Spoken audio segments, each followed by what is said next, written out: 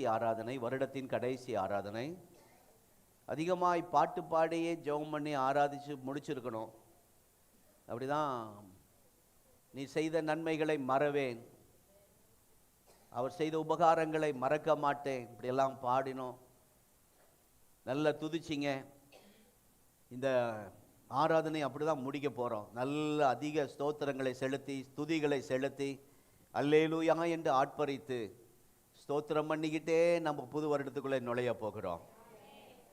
இன்றைக்கு நமக்கு செய்தி கொடுக்க வேண்டுமானால் வருட கடைசி இறுதி பிரசங்கம் எது என்றால் சங்கீதம் 103 சங்கீதம் 1 வசனம் 2 வசனம். பைபிள் பார்க்காம என் ஆத்துமாவே கர்த்தரை ஸ்தோத்திரி,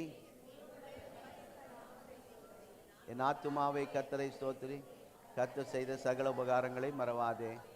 ஆமேன். Praise the Lord. எல்லாரும் போயிட்டு வாங்க. ஆமேன். இல்லை சரி அப்போ இங்கே இருங்க. தேவனை ஸ்தோத்திரிக்க வேண்டிய சந்தர்ப்பங்கள்.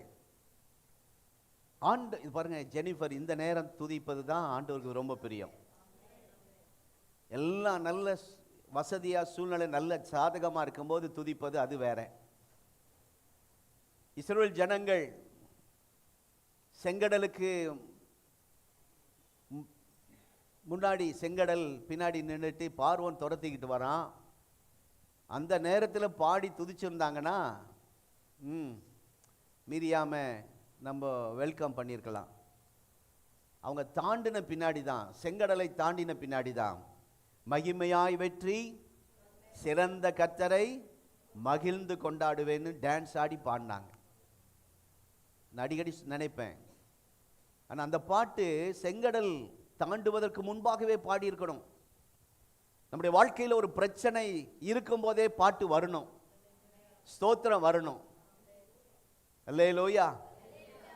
எனக்கு ஆச்சரியம் என்னன்னா, திருப்பூரில் ஒரு பாஸ்டர், அவங்களுக்கு 2 பிள்ளைங்க, மகன் பேர் அல்லேலூயா, மக பேர் ஸ்தோத்திரம்.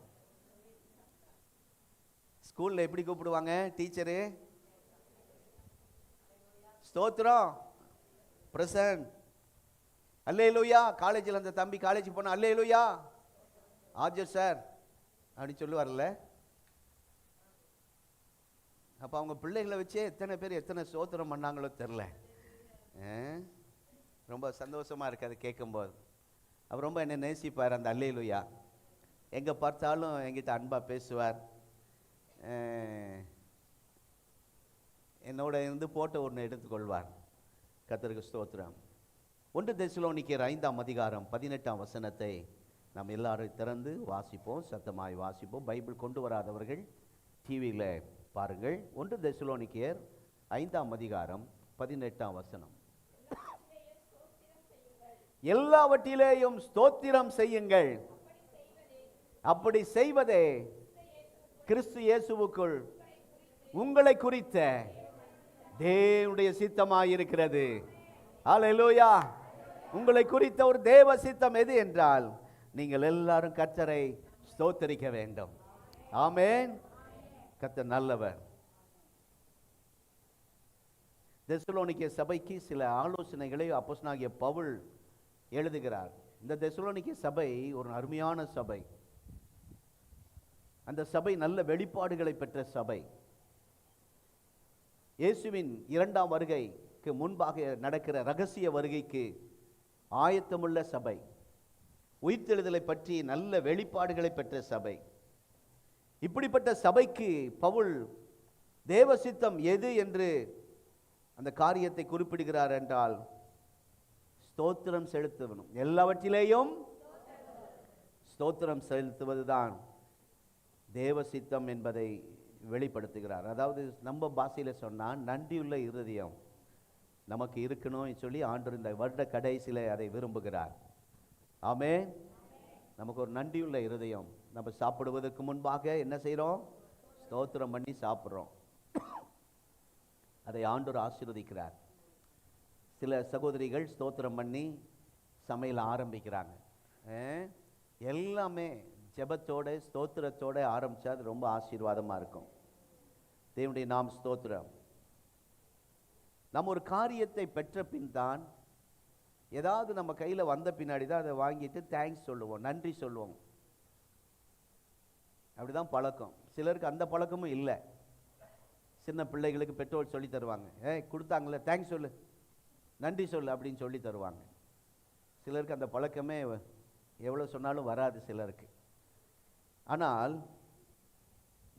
இந்த வழக்கத்தை விட இங்கு பவுல் இங்கே கூறுகிற இந்த வசனத்தின் அர்த்தம், ஒரு காரியத்தை பெற்றுக்கொள்ளும் முன்பாக, கவனிங்க, ஒரு காரியத்தை ஆண்டவரிடத்திலிருந்து பெற்றுக்கொள்வதற்கு முன்பாக, சுகத்தை பெற்றுக்கொள்வதற்கு முன்பாக, ஒரு ரட்சிப்பின் அனுபவத்தை பெற்றுக்கொள்வதற்கு முன்பாக, தேவனிடத்திலிருந்து கிருபை வரங்களை பெற்றுக்கொள்வதற்கு முன்பாக விசுவாசத்திலே நன்றி செலுத்த வேண்டும் என்பதற்கு அர்த்தத்தோடு இந்த வார்த்தையை சொல்லியிருக்கிறார் பவுல்.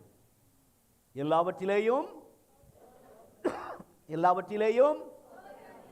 ஸ்தோத்திரம் செய்யுங்கள் என்று சொல்லப்பட்டிருக்கிறது. பொதுவாக உலகத்தார் ஒரு காரியத்தை விண்ணப்பிக்கும் போது, மனு செய்யும் போது, ஒரு லெட்டர் எழுதும் போது, கடைசி முடிக்கும் போது என்ன சொல்லுவாங்க? எழுதி முடிப்பாங்க, நன்றி அப்படின்னு முடிப்பாங்க. இந்த மனு, இந்த விண்ணப்பம் போய் சேரல, அங்கிருந்து பதில் வரல, அவங்களிடத்திலிருந்து ஆசீர்வாதம் எதுவும் நன்மை வரல, ஆனால் அவன் நன்றின்னு முடிக்கிறாங்க. உலக மக்களுக்கே அப்படி இருக்குமானால் ஆவிக்குரிய தேவ பிள்ளைகளாகி நீங்களும் நானும் நன்மை பெறுவதற்கு முன்பாகவே கர்த்தருக்கு நன்றி சொல்ல கடமைப்பட்டிருக்கிறோம். ஆமென், ஹல்லேலூயா. புது வருடம் புதிய ஆசீர்வாதங்களை பெறுவதற்கு முன்பாக ஆண்டவருக்கு நன்றி சொல்ல வேண்டும். கர்த்தருக்கு ஸ்தோத்திரம். நம்முடைய வாழ்க்கையில் கர்த்தர் அநேக வெற்றிகளை தந்திருக்கிறார். எத்தனை பேருக்கு வெற்றி தந்திருக்கிறார்? ஹல்லேலூயா. ஒவ்வொரு வெற்றிக்கு பின்னாடி ஒரு நபர் இருப்பாங்க. கர்த்தருக்கு ஸ்தோத்திரம். ஒவ்வொரு வெற்றிக்கு பின்னாடி ஒரு நபர் இருப்பாங்க. சொல்லுவாங்க, நான் இந்த வெற்றி பெற, இந்த காரியம் நடக்க இவங்க தாங்க காரணம். நான் இந்த சபையில் அப்படி நிறைய பேரை சொல்ல முடியும். இந்த 3 வருடத்தில் சில காரியங்கள் செய்வதற்கு ஒரு பின்னாடி ஒரு பேக்கு சப்போர்ட் இருந்தது. எனக்கு இந்த ஊழியத்தில் நின்று நான் பிரசங்கிக்கிறேன் என்றால் ஆண்டுடைய கிருபை ஒன்று. 2வது பாஸ்டர் அம்மா, அவங்க சப்போர்ட் இல்லாமல் இருக்க முடியாது. ஒரு சமயம் நீங்கள் இந்த கதையை கேட்டிருப்பீங்க.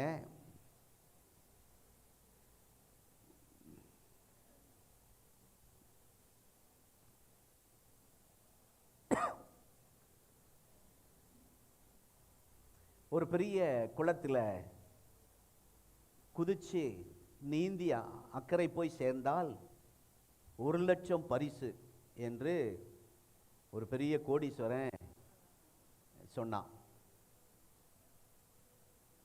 அப்படி அந்த நீந்தி போக முடியாமல் அந்த குளத்தில் நீங்கள் இறந்து விட்டால் 50,000 உங்கள் மனைவிக்கும் இல்லைன்னா உங்கள் உறவினருக்கோ கொடுக்கப்படும் என்று சொல்லிட்டார். 1,00,000ல் பாதி. எல்லாரும் அந்த குளத்தை சுற்றி பார்த்துக்கிட்டு இருக்கிறாங்க, யார் குதிப்பா யார். ஏன்னா அந்த குளத்துக்குள்ள என்ன இருக்கு? முதல்ல. ஆகவே எல்லாரும் பயத்தில் பார்த்துட்டு இருக்காங்க. வெகு நேரம் எல்லாரும் அந்த குளத்தையை பார்த்துருக்காங்க, யாரும் குதிக்கல. அப்பொழுது திடீரென்று ஒரு தைரியசாலி குளத்தில் குதித்து அவன் முதல்ல அவனை விரட்ட, அவன் தப்பிக்க பயந்து ஓடி உயிரை கையில் பிடிச்சிக்கிட்டு கரையேறிட்டான். அந்த போட்டியை நடத்தினவரும் பேசியபடியே 10,00,000 ரூபாய் அவருக்கு பரிசா கொடுத்துட்டார். அவர் வாங்கிட்டு அந்த 10,00,000 வாங்கிட்டு ஒரே சந்தோஷம். அந்த தைரியசாலி மனைவியிடத்தில் மெதுவாக கேட்டாரு, இப்படி சும்மா நான் வேடிக்கை பார்த்துட்டு இருந்த போது என்னை தள்ளி விட்டுட்டியே, நான் செத்திருந்தா அப்படின்னு மனைவியை பார்த்து கேட்டார்.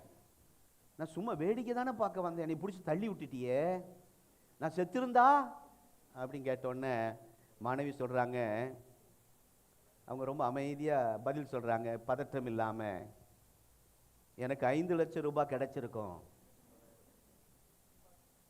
செத்திருந்தா 10,00,000ல் நான் 50,000 சொல்லிட்டோனோ, சாரி, 10,00,000ல் 10,00,000 பரிசு, 1,00,000 இல்லை, 5,00,000 அப்படி செத்தா மனைவிக்கு 5 லட்சம். அதனால அந்த மனைவி அப்படி அசால்ட்டா சொல்றாங்களாம். அது என்ன சொல்ல வரேன்னா, ஒவ்வொரு மனிதனின் வெற்றிக்கு பின்னாடி கண்டிப்பாக ஒரு பெண் இருப்பாள். எனக்கு ஏதோ பாஸ்டர்மே எங்கா பிடிச்சி தள்ளி விட்டாங்கன்னு நினைச்சிடாதீங்க. ஜெபத்தில் தள்ளுறாங்க என்ன. ஹல்லேலூயா. ஜெபத்தில் தாங்குறாங்க. ஜெப சப்போர்ட், பிரேயர் சப்போர்ட். உங்களுக்கு ஒரு ஜெபிக்கிற ஒரு நண்பர் இருக்கிறாரா? எத்தனை நண்பர்கள் இருந்தாலும் நீங்க ஒரு 3 நண்பர்களை, உங்களை விட ஆவியில நிரம்பி ஜெபிக்கிற 3 நண்பர்களை கண்டுபிடிங்க. அவங்ககிட்ட ஃப்ரீயா பேசுங்க. அவங்க எந்த சூழ்நிலையிலும் உங்களுக்காக ஆண்டவரிடத்தில் ஜெபிப்பார்கள். கர்த்தருடைய நாமத்துக்கு ஸ்தோத்திரம். ஆகவே ஒரு வசனத்தை வாசிப்போம். யோவான் 6ஆம் அதிகாரம் 11ஆம் வசனம். யோவான் சுவிசேஷம் 6ஆம் அதிகாரம் 11ஆம் வசனம்.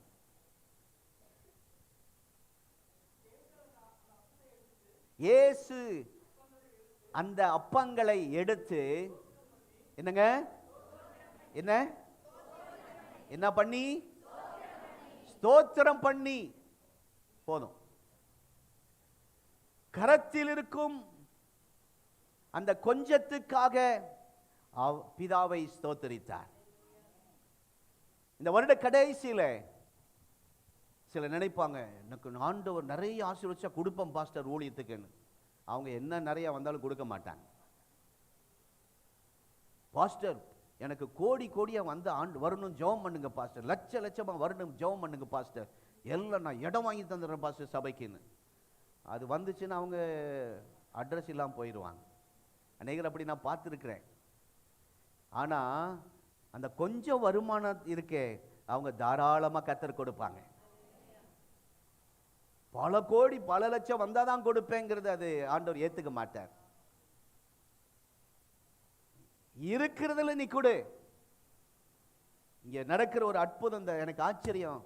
நான் இன்னைக்கு ரொம்ப நேரம் பிரசங்கம் பண்ண மாட்டேன். கொஞ்ச நேரம் நல்லா துதிக்க போறோம், நல்ல ஸ்தோத்திரம் பண்ண போறோம்.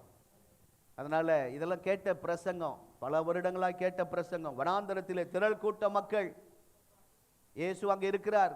புருஷர்கள் மட்டும் 5000 பேருக்கு மேல, அதுக்கு மேல ஸ்திரீகள், பிள்ளைகள், இவ்வளவு பேரையும் போஷிக்க வேண்டும், சாப்பாடு கொடுக்க வேண்டும். 2 பிள்ளைய வச்சுட்டு நம்ம குடும்பத்தை நடத்த முடியல, கேட்கறத வாங்கி கொடுக்க முடியல. ஆனா இங்கே பாருங்கள், ஆனால் இயேசுவினிடத்திலே போய் சீசர்ல பார்த்து கேட்கிறார், இது உங்களுக்கெல்லாம் சாப்பாடு கொடுக்கணும். முடியாதுன்னு சொல்லியிருப்பாங்க, நடக்காதுன்னு சொல்லியிருப்பாங்க. ஆனா ஆண்டவருடைய அகராதியில், ஏசப்பா அகராதியில் முடியாது, நடக்காது, இல்லைங்கிற ஒரு வார்த்தையே இருக்காது. நம்ம வாயிலையும் அந்த மாதிரி வார்த்தை வரணும்னு ஆண்டவர் விரும்புகிறார். சில நேரத்தில் வாலிப தம்பிமார்களுக்கு வேலை வாங்குவேன், இது செய்ய முடியாது அப்படின்னு நினைப்பாங்க. செய்ய முடியும். சில பொருளை எடுத்துட்டு வாங்கன்னு சொல்லுவேன், அங்கே தான் இருக்கும், தேடி பார்த்துட்டு இல்லைன்ட்டு வருவாங்க. அந்த இல்லைங்கிற அந்த வார்த்தை நம்ம வாயில் வரக்கூடாது. ஆமே. பரமானந்த ஐயர் அந்த காலத்தில், நான் சொல்கிறது 100 ஆண்டுகளுக்கு முன்னாடி கதை பேசிகிட்டு இருக்கிறேன். அப்போ ஒரு பாஸ்டர் இருந்தார், ஒரு ஐயர் இருந்தார், சிஎஸ்ஐயில் ஒரு ரெவரண்ட். அவர் பேருங்க பரமானந்த ஐயர். நீங்கள் எங்கே புக் ஸ்டால் போனாலும் அந்த பேருள்ள ஒரு நல்ல பைபிள் அளவில் எழுதியிருக்கிறார் ஒரு புக்கு, கிறிஸ்துவ ஜீவியம். சொல்லுங்க, அதை வாங்கி நீங்கள் படிச்சீங்கன்னா ரொம்ப நல்லா இருக்கும். அவர் அடிக்கடி மனைவியை பார்த்து சொல்லுவாராம், இயேசு உயிரோடு இருக்கும்போது என் வாழ்க்கையில் இல்லைன்னு எதுவும் இல்லை. நீ இல்லைன்னு எதுவும் சொல்லக்கூடாது. அவருக்கு சாயந்தரம் நேரம் ஆனால் 5 மணி ஆனால் அவருக்கு ஒரு டீயும் ஒரு பிஸ்கெட்டும் கொண்டாந்து முன்னாடி வைக்கணும். அன்றைக்கு ஒரு நாள் சர்க்கரை இல்லை, பால் இல்லை, எதுவுமே இல்லை. ஆனால் இல்லைன்னு சொல்லக்கூடாது. ஆகவே காலி டப்பாவை கொண்டு டொம்முன்னு வச்சாங்க. இல்லைன்னு வாயில வந்துடக்கூடாது, அவர் கோவம் வந்துடும். இயேசு ஜீவிக்கிறார், உயிரோடு இருக்கும்போது இல்லைன்னு வாயில வரக்கூடாது. வச்சாங்க, டம்ளரும் கொண்டாந்து வச்சாங்க. அப்போ புரிஞ்சுக்கிட்டார், சிரிச்சுக்கிட்டார். சமையல் ரூமில் என்ன இல்லை, ஒன்று இல்லைன்னு நினச்சிக்கிட்டு அவர் மனதில் ஜெபம் பண்ணார். இங்கேயோ போகிற ஒரு உறவினர்கள், நண்பர்கள், பாஸ்டர் எப்போ ஒரு நாள் அதிக நாட்களாக அவரை பார்க்கணும்னு ஆசைப்பட்டு ஒரு நாள் தேடி வந்து ஜெபம் பண்ணிட்டு ஒரு காணிக்கை கொடுத்துட்டு போனாங்க. கரெக்டாக அந்த 5 மணிக்கு இந்த அற்புதம் நடக்கு. அப்போ சொன்னார், என் இயேசு இன்றைக்கும் ஜீவிக்கிறார், உயிரோடு இருக்க வரைக்கும் இல்லை என்பது இல்லவே இல்லை. அதிலிருந்து அந்த அவங்க மனைவி அரிசி இல்லை, பருப்பு இல்லை அப்படிலாம் சொல்ல மாட்டாங்க. அரிசி, அதுக்கு பதில் என்ன வார்த்தை சொல்லலாம்? இருக்குன்னு பொய் சொல்ற மாதிரி ஆயிருமே. வாங்கணும் இல்லைங்கிற வார்த்தை தவிர்த்து வேற எது வேணா பேசலாம்.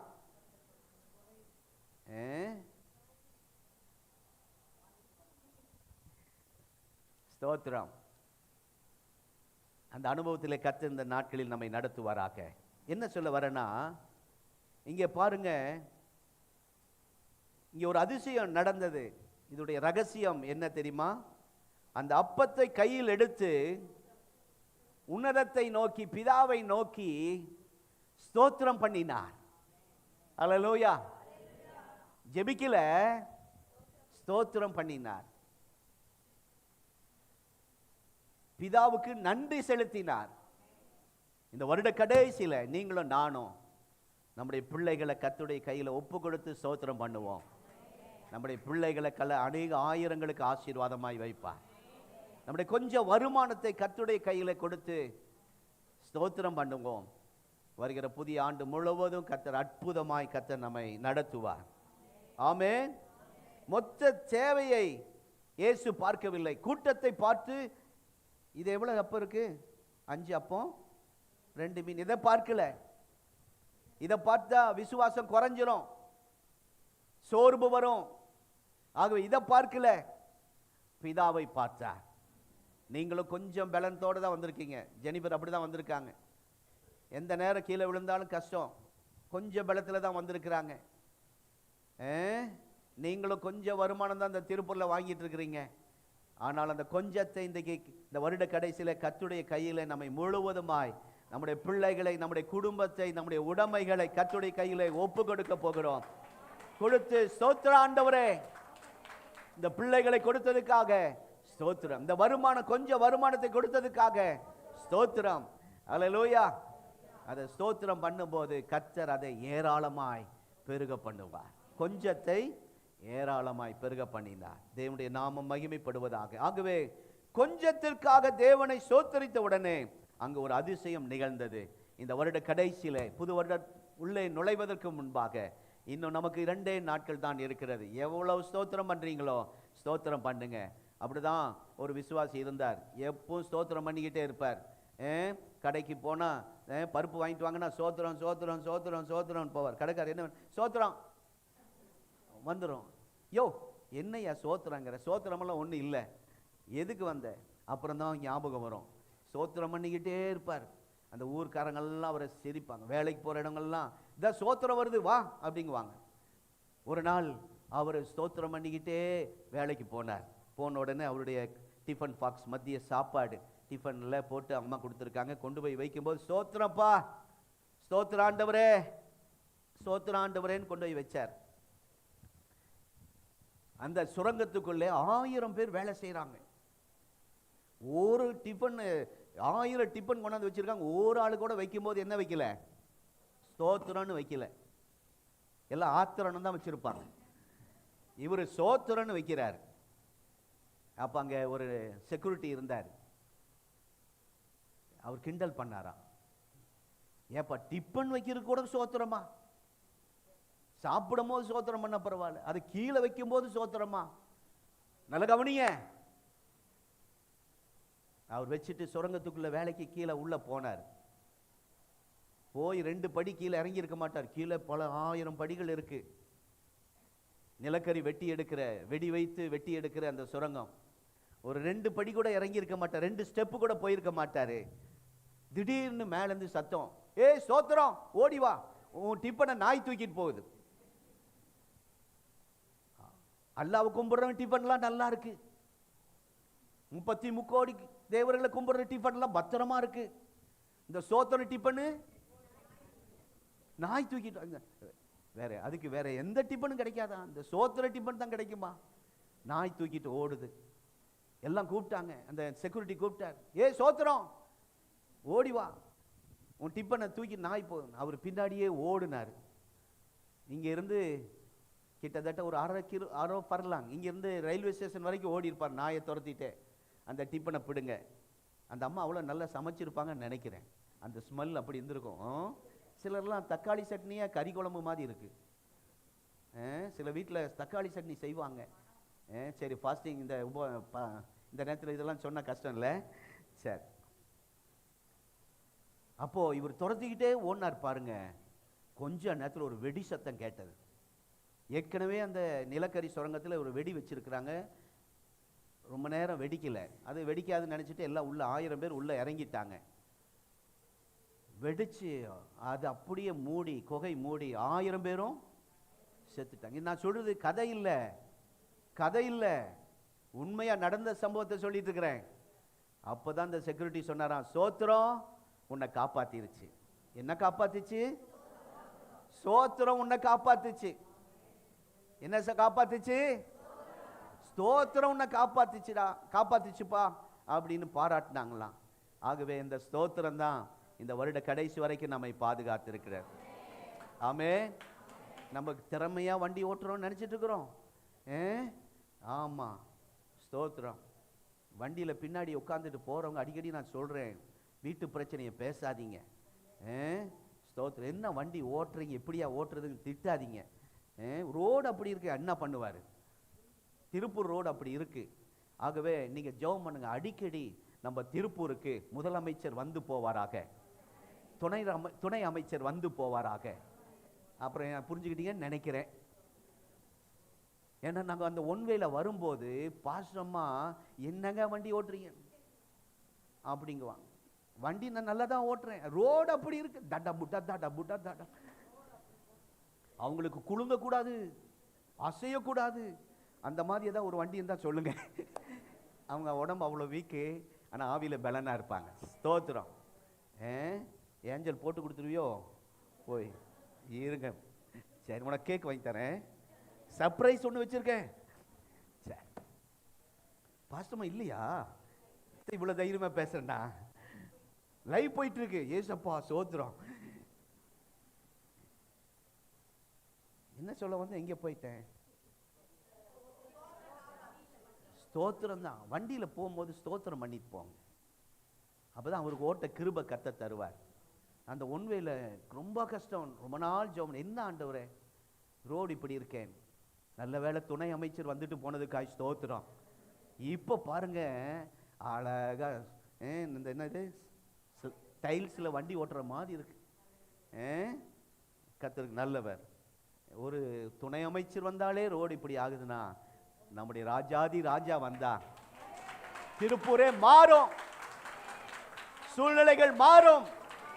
நீர் வந்தால் ரோடு மாறுமே, குடும்பம் மாறுமே, முடியாததும்.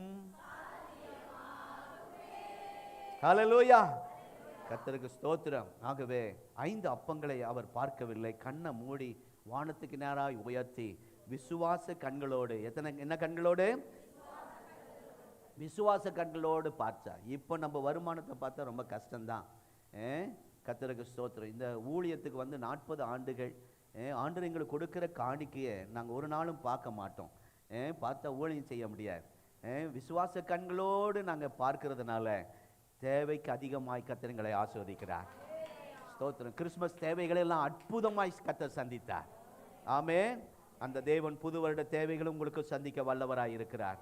எத்தனை பேர் ஆமென் சொல்றீங்க? ஹல்லேலூயா. நிறைய உதாரணங்கள் வருகிறது, நேரம் இல்லை. இன்று 2வது பார்ப்போம்.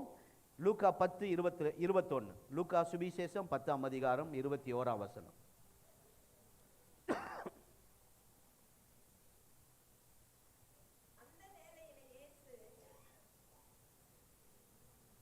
லூக்கா 10ஆம் அதிகாரம் 21ஆம் வசனம்.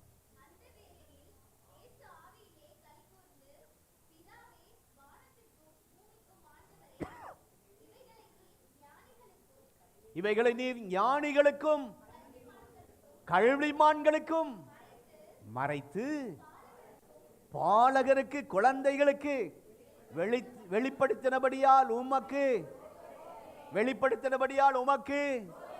எங்கள் பிள்ளைகளுக்கு நல்ல வெளிப்பாடு கொடுத்ததுக்காக ஸ்தோத்திரம். ஓ ஹalleluya. நம்மை விட நம்ம பிள்ளைங்க எவ்வளோ உஷாரா இருக்காங்க, நல்ல வெளிப்பாடு உள்ள பிள்ளைங்க. தயவுசெய்து குழந்தைகளை அற்பமாக நினைக்காதீங்க, அவங்கள ரொம்ப மரியாதை இல்லாமல் நடத்தாதீங்க. கர்த்தர் அவங்களுக்கு நல்ல வெளிப்பாடு, வசனத்தின்படி அவங்களுக்கு நல்ல வெளிப்பாடுகளை கொடுக்கிறார். ஆமென். இங்கே சண்டே ஸ்கூலில் போய் கொஞ்ச நேரம் நின்னீங்கன்னா தெரியும், சின்ன பிள்ளைங்க சொல்கிற சாட்சிகள் எங்களுக்கு அதிர்ச்சியாக இருக்குது, ஆச்சரியமாக இருக்குது, சந்தோஷமாக இருக்குது. தமிழ்நாட்டில் ஒரு வல்லமையான ஒரு ஊழியர் இருந்தார். அவருடைய பேர் டேவிட் ஸ்டூவர்ட் சீனியர். அவர் தான் சென்னையில் ஒரு பெரிய சபை கட்டுவதற்கு காரணமாக இருந்தார். அவருடைய மகன் டேவிட் ஸ்டூவர்ட் ஜூனியர், இவர் நல்ல பாடகர். இவருக்கு எனக்கு ஒரே வயசு. ஆமாம், இவர் நான் செங்கோட்டையில் ஹாஸ்டலில் படிக்கும்போது அவரும் வருவார். அப்போது வந்து அங்கே தமிழ்லாம் பேசுவார். ஆச்சரியமாக தமிழில் பாட்டெல்லாம் பாடுவார். எஜமானனே, அதை நம்ம பாட முடியாது, அவர் பாடுவார். அவ்வளோ ஆயிட்டோம். அவர் ஒரு 3 நாள் கூட்டத்திற்கு அழைக்கப்பட்டார். முதல் நாள் கூட்டத்தில் கர்த்தர் வல்லமையாக கிரியை செய்தார். நல்ல பிரசங்கம் பண்ணார், நல்ல பாடினார், அற்புதங்கள் நடந்தது, அதிசயங்கள் நடந்தது, ஒரே சந்தோஷம். கடைசி நேரத்தில் அநேகர் ஜெபிக்க வந்தாங்க. எல்லாருக்கும் ஜெபம் பண்ணார், பெரியவங்களுக்கெல்லாம் ஜெபம் பண்ணார். மணி ஆயிடுச்சு, டயர்ட். ஆகவே கடைசி ஒரு சின்ன பையன் வந்தான். பார்த்துட்டு அவர் டயர்டாக இருக்கனால ஜெபிக்க முடியாத தம்பி அனுப்பிடுங்கன்ட்டாரான். நாளைக்கு 3 நாள் கூட்டம் இருக்குல்ல, இப்போவே தான் ஜெபிக்கணுமா அப்படின்னு அனுப்பிட்டாராம். அனுப்பிட்டு வீட்டுக்கு அவருடைய லாட்ஜுக்கு போய் தங்கி ஜெபம் பண்ணுறாரு. அடுத்த நாள் மீட்டிங்காக செய்தி ஆயத்தம் பண்ணுறாரு. செய்தியே கிடைக்க மாட்டேங்குது. ஆவியானுடைய பிரசன்னமே இல்லை. ஏதோ ஒரு தவறு செய்தது போல குற்ற மனசாட்சி அவரை வாதிக்குது. ஆண்டவர் விலகிட்டார், கதறார். ஆண்டவரே, இன்னும் கொஞ்ச நேரம் தான் இருக்கு, நான் மீட்டிங் போனோம். நேற்று முதல் நாள் பயன்படுத்தினீங்க, ஏன் இந்த நாளில் என்ன ஆச்சு எனக்கு? ஏன் என்னை விட்டு தூரம் போயிட்டீங்க? ஏன் தேவ பிரசனம் இல்லை? உங்களுடைய மகிமையின் பிரசனத்தை ஏன் உணர முடியல அப்படின்னு கதறாரு. அப்போதான் ஆண்டவர் சொன்னாரா, நேற்று ஒரு சின்ன பையன் வந்தான், அவனுக்கு நீ ஜெபிக்கல அப்படின்னு உணர்த்தினாராம். ஒரு சின்ன பையனுக்காக ஜெபிக்காததுனால ஒரு தேவ பிரசனமே விலகி போயிருக்கு. அந்த நேரம் அவர் கதறி அழுது ஜெபம் பண்ணிட்டு அடுத்த கூட்டத்தில் போய் வந்த எல்லாருக்கும், எவ்வளோ நேரம் ஆனாலும் பரவாயில்லன்னு சொல்லிட்டு எல்லாருக்கும் ஜெபித்தாராம். என் உடம்பே பாதிக்கப்பட்டாலும் பரவாயில்ல அப்படி தொட்டு குழந்தைகளெல்லாம் ஃபஸ்ட்டு கூப்பிட்டு ஜெபம் பண்ணாராம். அப்போ நாங்கள் அந்த ஒரு கூட்டத்தில் இருக்கிறோம். 10,000 பேர் இருக்கிறாங்க, ஸ்டேஜில் 1000 பேர் இருக்கிறாங்க. கீழே இருக்கிற எல்லாருக்கும் தொட்டு ஜெபம் பண்ணார், 10,000 பேருக்கும்.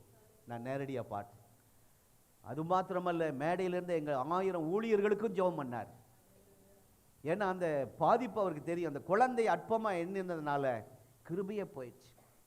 ஆண்டவர் பாருங்க, ஞானிகளோ, அந்த வசனத்தில் என்ன சொல்லியிருக்கு? ஞானிகளுக்கும் கல்விமான்களுக்கும் மறைத்து பாலகருக்கு குழந்தைகளுக்கு கர்த்தர் இந்த நாட்களை வெளிப்பாடுகளை கொடுக்கிற, அதற்காக ஸ்தோத்திரம்.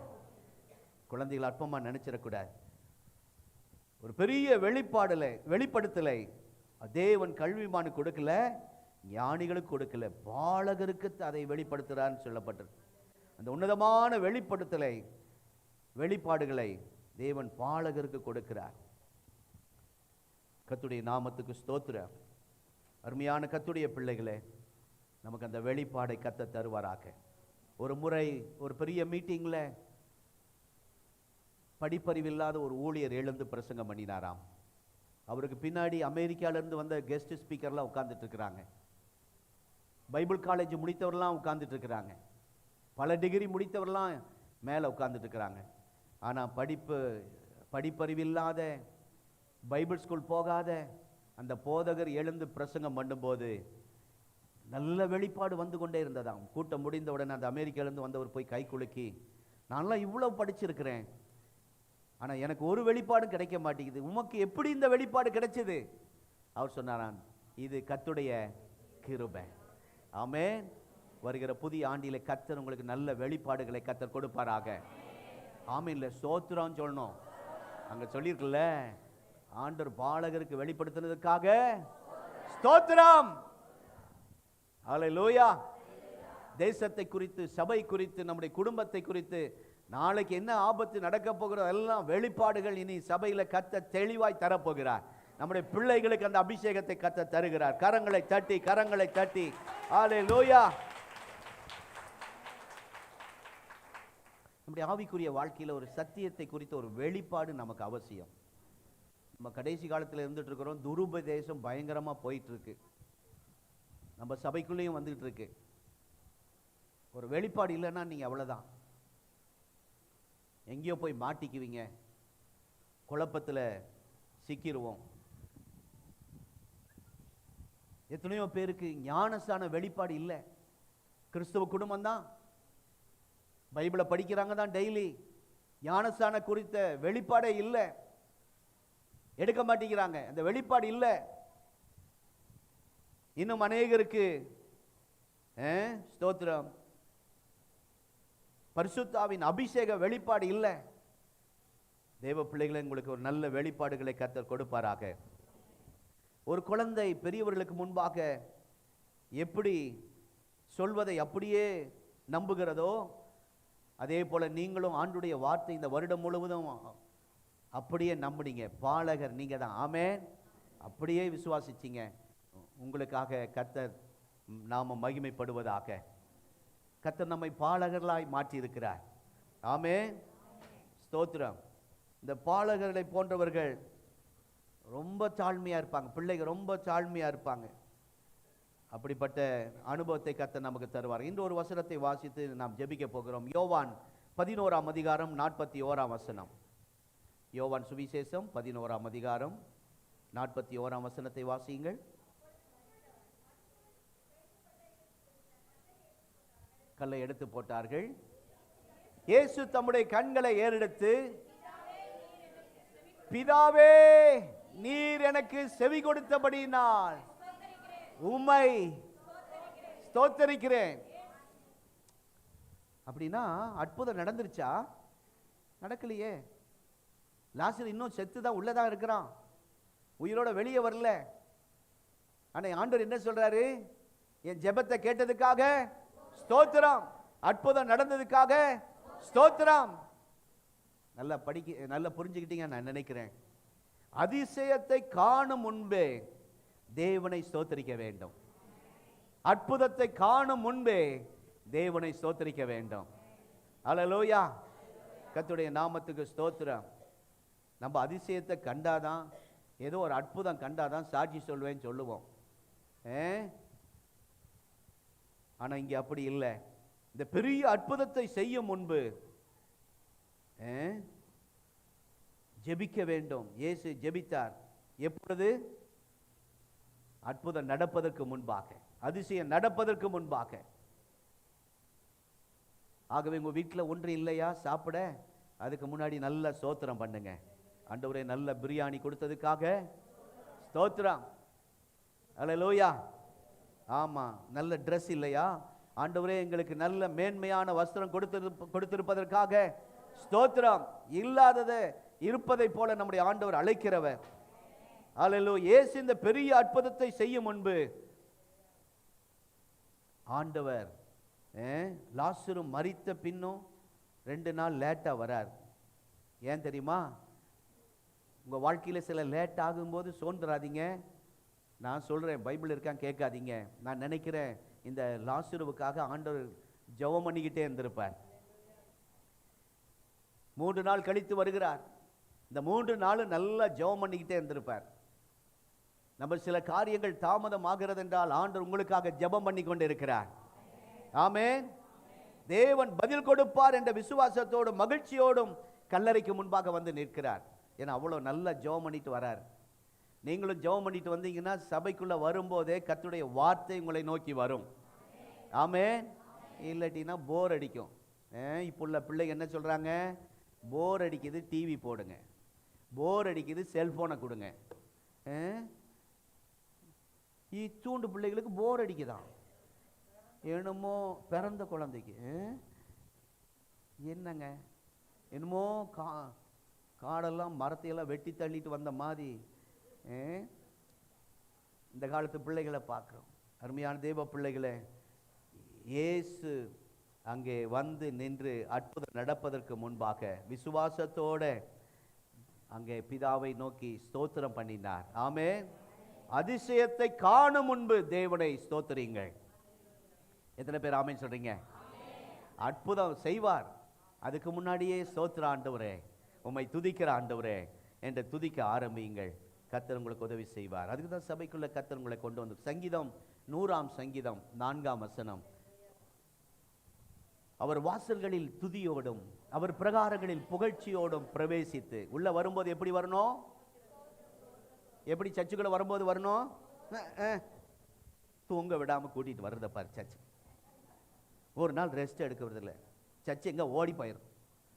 பாஸ்டர் தான் 3 ஆராதனை வச்சிருக்கிறார்ல, 7 மணிக்கே வரணும். 9 மணி இருக்குது, என்ன ஹிந்தி ஆராதனையாவது இன்னும் புரியாட்டியும் பரவாயில்ல. 11 மணி போன என்ன? சில ஆட்கள், தமிழ் ஆட்கள் 11 உட்கார்ந்துட்டு இருப்பாங்க. எனக்கு சிரிப்பா இருக்கும். அவங்களுக்கு எப்படி உள்ள வந்துட்டு போயாச்சு, நான் ஒரு சந்தோஷம். ஏசு அச்சாகைன்னா இவங்களுக்கு என்னன்னு தெரியல, நாம் கியா போல்னா என்னன்னு தெரியல.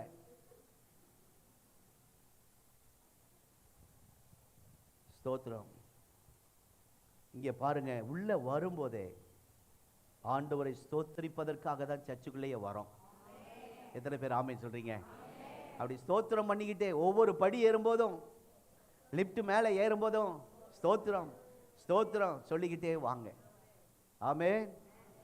நீங்க வந்த பின்னாடி லலிதம் ஜுவல்லரி, லலிதா ஜுவல்லரியா? இல்லை மலபார் ஜுவல்லரி, அவங்க நமக்கு மேலே போகிறாங்க. நம்ம இங்கே நின்றுவோம், அவங்க அதுக்கு மேலே. நம்ம வெளியே வந்தோன்னே அவங்க உள்ளே போகும்போது அந்த ஸ்தோத்திரத்தினால அந்த லிஃப்ட்டு நிரம்பி இருக்கணும். ஆமென். ஆமாம். அந்த லிஃப்ட்டில் நாங்கள் உள்ளே போகும்போது அதுக்கு முன்னாடி யார் வந்துட்டு போனால் கண்டுபிடிச்சிரும். அந்த வாசனை, ஒருத்தர் சென்ட் போட்டுட்டு வருவார், அவர் சென்ட் அவர் தான் போடுவார். அந்த சென்ட் வாசனை வேற யார்கிட்டையும் அடிக்காது, அவருக்கு மாத்திரம். உடனே நாங்கள் நினச்சிக்குவோம், ஓ இந்த மனுஷன் வந்துட்டு போயிருக்கிறார், அவர் போயிட்டாரு, ஆனால் சென்ட் வாசனை உள்ளே இருக்கு. அந்த மாதிரி நீங்கள் உள்ளே போயிட்டு வந்தால் அந்த தேவ பிரசன்னம் அங்கே உள்ளே இருக்கணும், அந்த கம்பெனிக்குள்ளே இருக்கணும். ஆமே. நீங்கள் போயிட்டு வர்ற இடமெல்லாம் தேவ மகிமை இறங்கணும், தேவ பிரசன்னம் இறங்கணும். கர்த்தர் இந்த புது வருஷத்தில் அதை பார்க்க உதவி செய்ய போகிறார். ஆமே. ஆகவே ஆலயத்துக்குள்ளே வரும்போது புலம்பிக்கிட்டு வராதீங்க. ஒரு பாஸ் சொல்றார், அப்படி புலம்பிட்டு வரும்போது வானத்தை அடைச்சிடுவாராம், ஆசீர்வாதத்தை ஸ்டாப் பண்ணிடுவாராம். நீ அழுதுகிட்டே இரு, புலம்பிக்கிட்டே இரு. சர்ச்சுக்குள்ள வரும்போது மாத்திரம் சங்கீதம் 135:2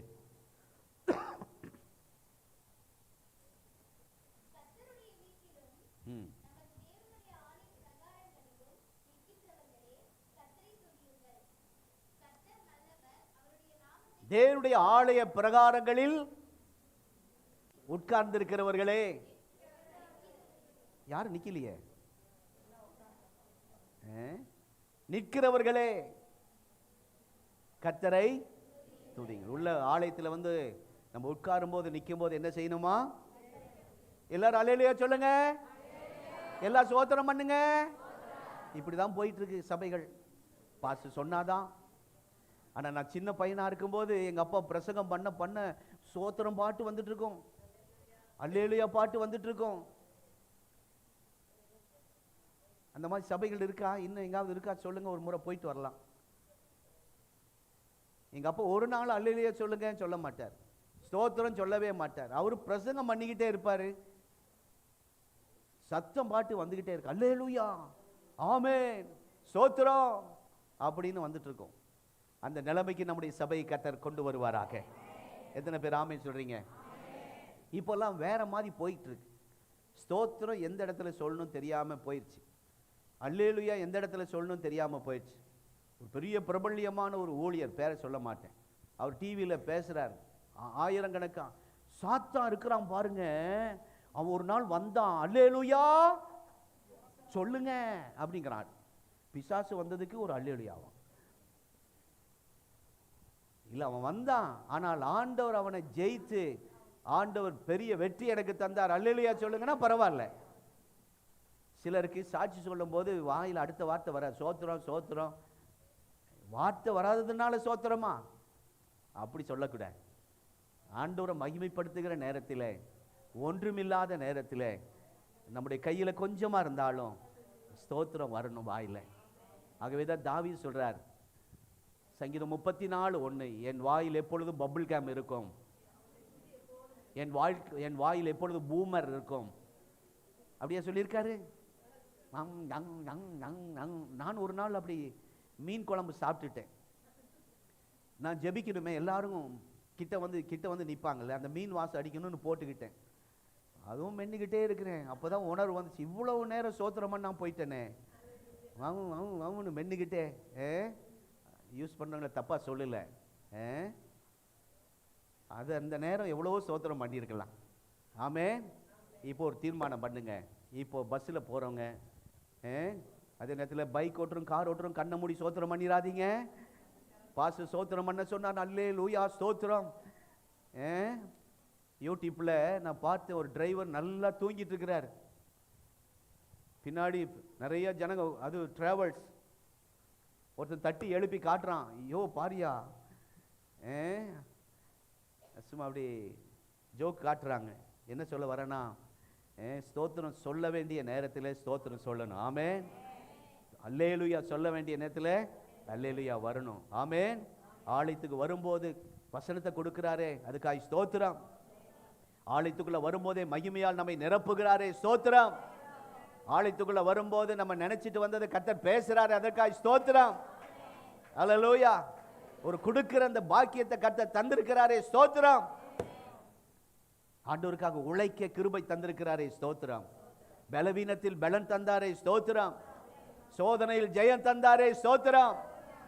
சாத்தானை மேற்கொள்ள கிருபை தந்தாரே, ஸ்தோத்திரம். எத்தனை பேர் ஆமென் சொல்றீங்க? ஸ்தோத்திரம் செலுத்தி கொண்டே இருக்கலாம், ஆயிரமாய். பாட்டு வந்துருச்சு, கோடா கோடி ஸ்தோத்திரம். பாட்டு முடிஞ்சிருச்சு, என்னமோ கோடா கோடி ஸ்தோத்திரம். அப்படி இல்லை, நம்ம ஸ்தோத்திரம் பண்ணிக்கிட்டே இருக்கணும். ஆமென். 1000 ஸ்தோத்திர பலிகள், 500 ஸ்தோத்திர பலிகள், 10,000 ஸ்தோத்திர பலிகள் பொண்ணு வந்திருக்கு. சிலர் அதை பார்த்துக்கிட்டே சொல்லிட்டு இருப்பாங்க. பரவாயில்ல, செய்யுங்க. அதே நேரத்தில் உள்ள இருந்து வரணும். ஆமென். ஸ்தோத்திர பலிகள் உள்ள இருந்து வரணும். ஆமென். கர்த்தருடைய நாமத்துக்கு ஸ்தோத்திரம். ஆகவே ஆண்டவர் படைத்ததெல்லாம் பாருங்க, ஏதாவது ஒன்று ஆண்டவருக்கு செஞ்சுக்கிட்டு தான் இருக்கு. சூரியன், சந்திரன், நட்சத்திரங்கள் என்ன கொடுக்குது? என்ன கொடுக்குது? வெளிச்சத்தை கொடுக்கிறது. காற்று மண்டலம் ஆக்சிஜனை கொடுக்குது. மேக மண்டலம் மழையை கொடுக்கிறது. மரங்கள் நிழலை கொடுக்கிறது, கனிகளை கொடுக்கிறது. பூக்கள் நறுமணம் வாசனை கொடுக்கிறது. நீங்களும் நானும் அதுதான் வசனம் சொல்லியிருக்கு. இந்த ஜனத்தை எனக்கென்று ஏற்படுத்தினேன், அதுக்கு தான் உருவாக்குனேன், இவர்கள் என் துதியை சொல்லி வருவார்கள். அல்லேலூயா. இதுக்கு தான் நம்மளை படைச்சிருக்கார், ஸ்தோத்திரம் பண்ணதான். அங்கே போனால் அந்த வேலை தான், இங்கே அந்த ஸ்தோத்திரம் வரல, இங்கே அல்லேலூயா வரலன்னா அங்கே போனால் அப்படி பெபன்னு முழிக்கணும். இடம் மாறி வந்துட்டோன்னு யோசிக்க வேண்டியதாக இருக்கு. பரிசுத்தர் பரிசுத்தர்னு ஆராதிக்கிற துதிக்கிற தேவதூர்களோடு சேர்ந்து மகிமைப்படுத்துகிற ஒரு பாக்கியத்தை கர்த்தர் நமக்கு வைத்திருக்கிறார். ஆமென். தேவனுடைய நாமம் மகிமைப்படுவதாக. ஆகவே சங்கீதம் 103 சங்கீதம் 1 வசனம் 2 வசனம், பைபிளை பார்க்காமலே, என் ஆத்துமாவே, என் முழு உள்ளமே, என் ஆத்துமாவே கர்த்தரை, அப்படின்னா ஆங்கிலத்தில் எனக்குள் இருக்கிற சகல அவயங்களே, உடலில் இருக்கிற சகல உறுப்புகளே, கர்த்தரை துதியுங்கள் என்பதாக போடப்பட்டிருக்கிறது. நம்ம ஆத்துமான்னு அதில் போட்டிருக்கு. சில டிரான்ஸ்லேட்லாம் பார்க்கும்போது அவ்வளோ அழகாக தெளிவாக போட்டிருக்கிறார்.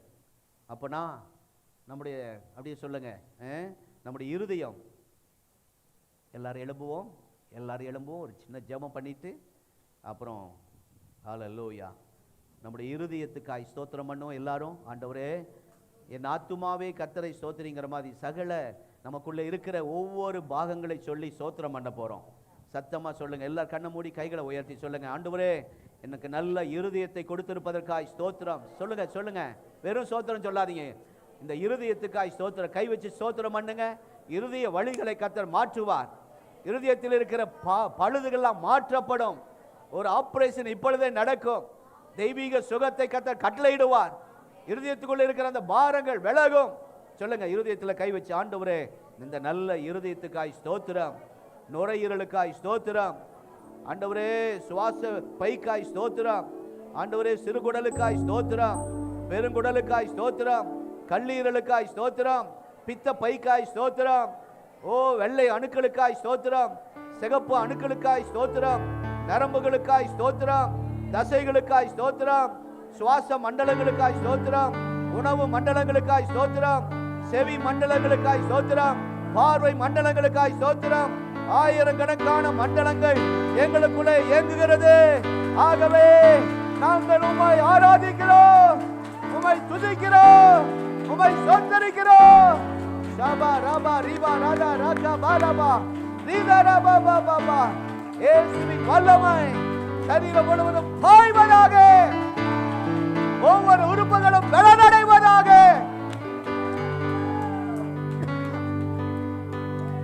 ஷபா கபா ரியாம் தரா பா ரியாம் தரா. எங்க கண்களை தொடுங்கப்பா, எங்க சிந்தனைகளை தொடுங்கப்பா, எங்கள் காதுகளை தொடுங்கப்பா. ஆண்டவரே எங்கள் வாய்களை தொடுங்கப்பா, எங்களுடைய கைகளை தொடுங்கப்பா, எங்களுடைய கால்களை தொடுங்க. ஆண்டவரே இவைகளெல்லாம் ஆண்டவரே சுகமாய் தந்திருப்பதற்காய் ஸ்தோத்திரம். எங்கள் கைகள் உம்மை ஆராதிக்கட்டும், எங்களுடைய உள்ளங்கள் உம்மை ஸ்தோத்திரிக்கட்டும்.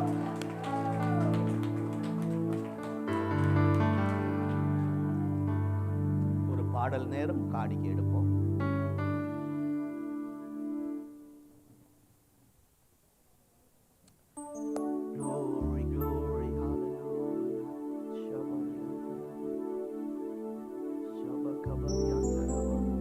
ஸ்தோத்திரம் பண்ணிக்கிட்டே காணிக்க போடுங்க.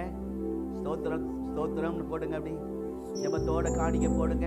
ஸ்தோத்திரம் இயேசுநாதா, உமக்கென்றும் ஸ்தோத்திரம் இயேசுநாதா. ஸ்தோத்திரம் இயேசுநாதா, உமக்கென்றும் ஸ்தோத்திரம் இயேசுநாதா. ஸ்தோத்திரம் செய்கிறோம் நின்னடியார் திரு நாமத்தின் ஆதரவில். ஸ்தோத்திரம் செய்கிறோம் நின்னடியார் திரு நாமத்தின் ஆதரவில். ஸ்தோத்திரம் இயேசுநாதா, உமக்கென்றும் ஸ்தோத்திரம் இயேசுநாதா. எல்லாரும் சத்தமாய் பாடுவோம். ஸ்தோத்திரம் இயேசுநாதா, உமக்கென்றும் ஸ்தோத்திரம் இயேசுநாதா. ஸ்தோத்திரம் செய்கிறோம் நின்னடியார் திரு நாமத்தின் ஆதரவில். ஸ்தோத்திரம் செய்கிறோம் நின்னடியார் திரு நாமத்தின் ஆதரவில். ஹல்லேலூயா, ஹல்லேலூயா.